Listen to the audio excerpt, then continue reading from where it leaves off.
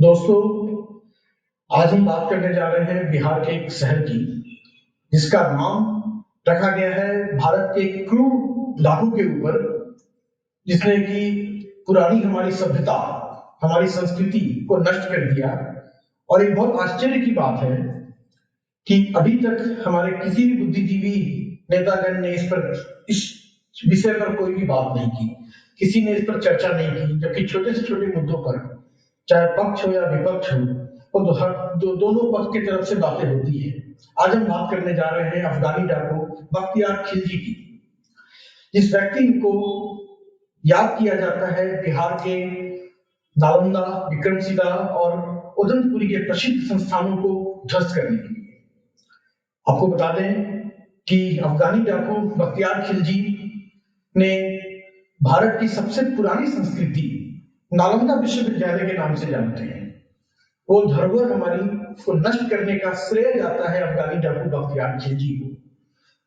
और ये विडंबना है कि बिहार के एक शहर जिसका नाम बख्तियारपुर है, वो बख्तियार खिलजी के नाम पर रखा गया है। ये शर्मनाक है और हमारे पूर्वजों का अपमान है, जो इस बर्बर लुटेरे बख्तियार द्वारा मारे गए थे। 1197 और 1206 ईस्वी के बीच बख्तियार खिलजी के भारतीय उपमहाद्वीप पर आक्रमण के परिणाम स्वरूप बड़े पैमाने पर बौद्ध, हिंदू और जैन भिक्षुओं का पलायन और कत्लेआम हुआ।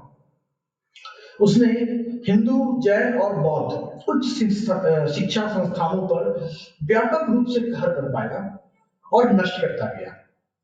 जब खिलजी ने तलवार के बल पर बौद्ध धर्म को नष्ट करने और इस्लाम को स्थापित करने का प्रयास किया, तो हजारों की संख्याओं में बौद्ध भिक्षुओं को जिंदा जला दिया गया, हजारों की हत्या कर दी गई और हजारों बौद्ध भिक्षु, हिंदू भिक्षु और जैन भिक्षुओं को बिहार से, नालंदा से, विक्रमशिला से और उदयपुरी से पलायन। ये बहुत शर्मनाक बात है। मैं इसमें दर्शकों से ये जरूर चाहूंगा कि आप इस विषय पर सोचें और अपनी प्रतिक्रिया हमारे कमेंट बॉक्स में दें। नालंदा विश्वविद्यालय जब जलाया गया तो उस पुस्तकालय में महीनों तक आग जलती रही।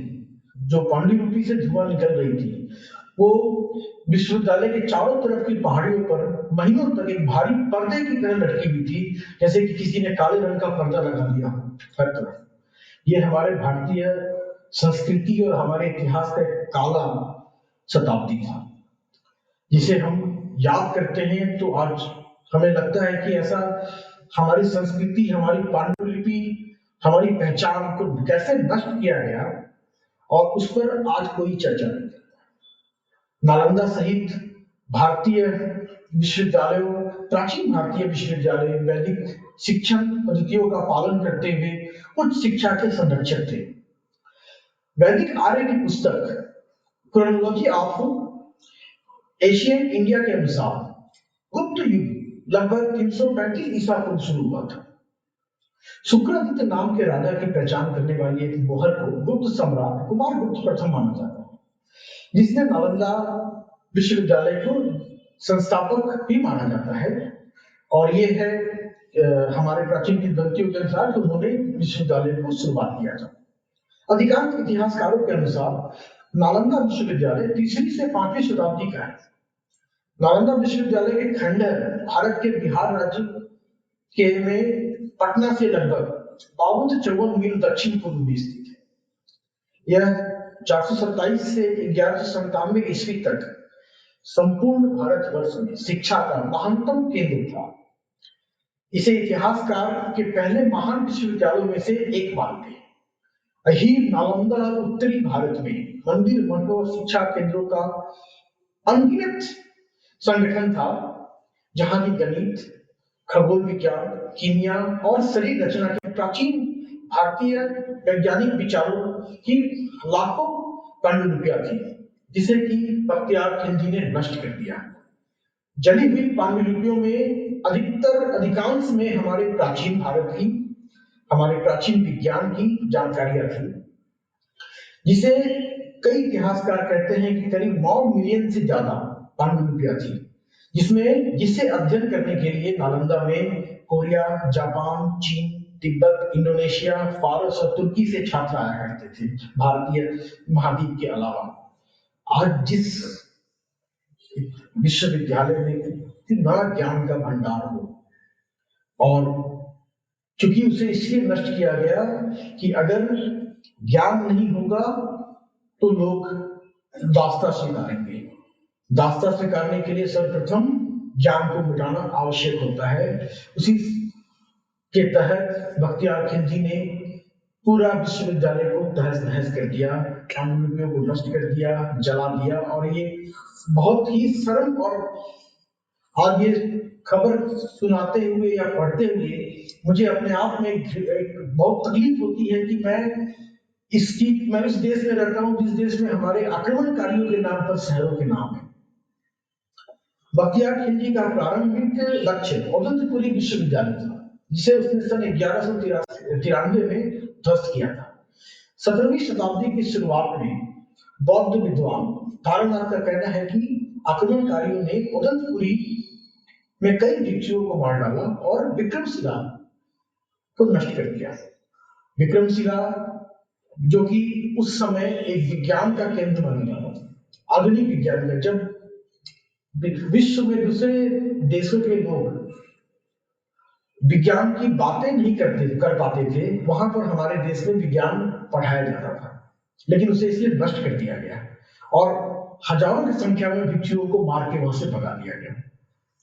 1200 ईसा पूर्व में नालंदा और विक्रमशिला संस्थानों के नष्ट होने के लगभग 3 साल पहले की बात है। इन दो प्रसिद्ध विश्वविद्यालयों को नष्ट करने और जीतने के बाद खिलजी बिहार का शासक बन गया। फिर 1204 ईस्वी में बिहार के राजा लक्ष्मण सेन की राजधानी नादिया पर अप्रत्याशित हमला किया। उसके समय के दौरान बंगाल में इस्लामिक शासन जैसे बंगाल सल्तनत और मुगल बंगाल स्थापित किए गए थे।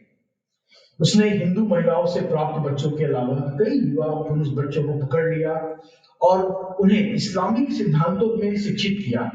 परिणाम स्वरूप हिंदू पुरुषों में और हिंदू परिवारों में कमी आई और मुगलों में इस्लामिक लोगों की ज्यादा से ज्यादा संख्या बढ़ी। ये मजबूरी में इन लोगों ने धर्म परिवर्तन किया। अगर ये नहीं करते तो मार दिए, और जिन्होंने नहीं परिवर्तन किया उन्हें मार दिया। तो दोस्तों, आज इस छोटे से वीडियो का उद्देश्य ये है कि हमें अपने इतिहास में फेरबदल करना ये हमारे बस में नहीं है। ये हमारे अब हम सक्षम भी नहीं है कि इतिहास की चीजों को हम बदल दें। लेकिन जो इतिहास के पेज हैं, पृष्ठ हैं, हम उन्हें क्यों बदलना चाहेंगे कि एक व्यक्ति ने जिसने भारत के इतिहास में भारत की संस्कृति को खत्म किया, लाखों हजारों लोगों को मारा, और उसके नाम पर अगर एक शहर है, एक रेलवे स्टेशन है, ये बहुत शर्म की बात है। और हमें इस चीज का विरोध करना चाहिए और हमें ये सरकार को इस बात पर ध्यान देना चाहिए कि इसका नाम परिवर्तन करें और ऐसे व्यक्ति के नाम पर दें। भारतीय इतिहासकार के नाम पर होना चाहिए, किसी भारतीय राजा के नाम पर होना चाहिए। विश्वविद्यालय को बसाया था, न कि उसके नाम पर होना चाहिए जिसने विश्वविद्यालय को उजाड़ा था। सो मैं अपने पोस्ट से अपने दर्शकों को ये जरूर चाहूंगा कि आप कमेंट बॉक्स में हमें भेजें आपका क्या कमेंट है, आपको ये वीडियो कैसा लगा हमें बताएं। अगर आपको अच्छा लगा तो हमारे वीडियो को सब्सक्राइब करें, लाइक करें। आगे भी हम इस तरह इतिहास में हुई चीजों के बारे में अपने दर्शकों को समय समय पर बताते रहेंगे। धन्यवाद।